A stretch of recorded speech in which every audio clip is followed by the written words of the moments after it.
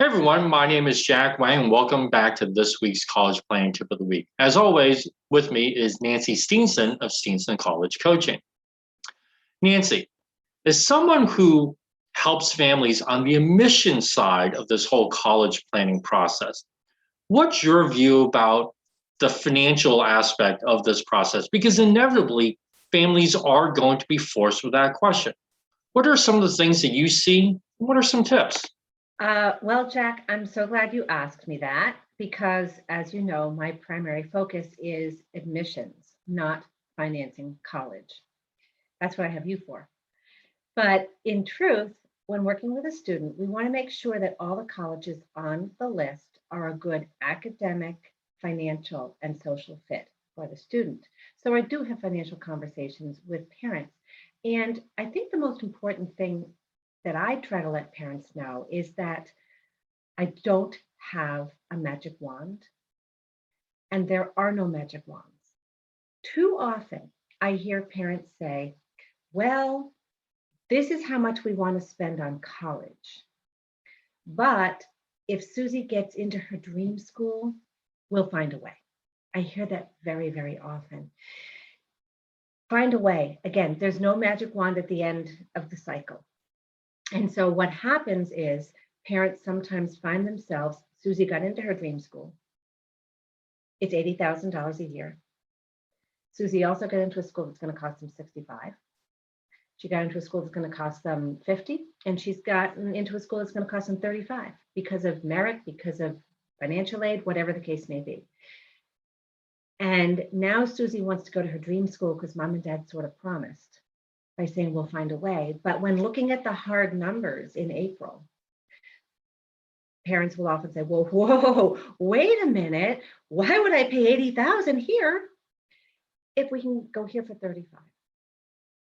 And so what I would say is let's avoid the tears. Let's please avoid all the family drama and know that from the beginning when creating a college list, we can pretty well predict within a few $1,000s how much tuition, room, and board is going to cost a student.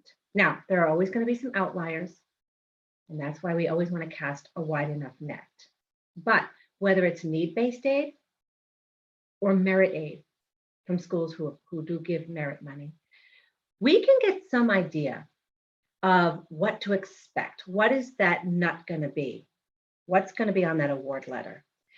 And so in creating the list, knowing that the dream school is going to cost $80,000 a year, knowing that the in-state school is going to cost what it's going to cost, knowing that this private school over here, well, she's probably going to get pretty good merit scholarship, so we can estimate that. Or with financial aid, with the FAFSA, if they qualify for need-based aid, it's even easier to predict what the package might be, what ballpark it will be in. So it's very important to look at those numbers early in the cycle when creating the college list, not putting your head in the sand and assuming there'll be a magic wand come April, because there won't be. And I always, always, always see the final numbers come out pretty much what we expected in that ballpark. So don't set up your son or daughter for that disappointment of, well, we'll find a way. Whatever way you're going to find is something you can talk about before the applications are submitted, because there's no way that's going to suddenly appear in those subsequent months. Have that conversation before the student decides where to apply. Create the college list of schools to apply to based on affordability. Because I still haven't been able to find a magic wand. If I find one, I'll let you know. But until then, let's not set everyone up for disappointment. Look at the hard numbers before you apply, because things are not going to change. That's a great tip, and I hear the same thing too, right? Just like you. Oh, if after we figure out where little Susie or little Johnny got in, then we'll figure it out. And like you said, it really can't work that way. Fantastic information as always, Nancy. Thank you so much. And thank you everyone for watching this week's College Planning Tip of the Week. Stay safe, stay healthy. We'll see you next time. Take care.